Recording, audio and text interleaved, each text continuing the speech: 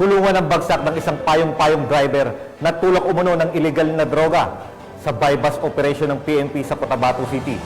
Ibabalita yan ni Patrolwoman Mary Chris Algabre.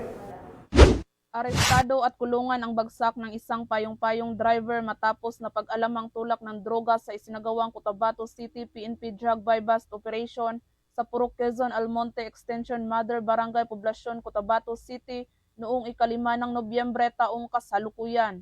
Kinilala ni Police Captain Rostan P. Dianyo, Officer in Charge ng Police Station 1, Cotabato City, ang suspect na si alias John, 27 anyos, isang payong-payong driver na residente ng nasabing lugar.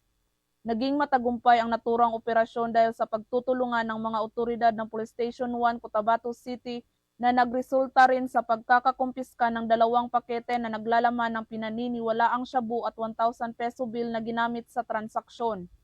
Isusumiti sa Regional Field Unit Bar ang nasamsam na ebidensya habang kakaharapin ng suspect ang kasong paglabag sa RA 9165 o Comprehensive Dangerous Drugs Act of 2002 na isasampa laban sa kanya. Binigyang diin ni Police Captain Dianyo at ni Chairman Osman na hindi sila magsasawang magbigay ng paalala sa kanilang mga nasasakupan na hanggat maaari ay iwasan ang masangkot sa kalakaran ng ipinagbabawal na gamot upang magkaroon ng maayos at tahimik na pamumuhay.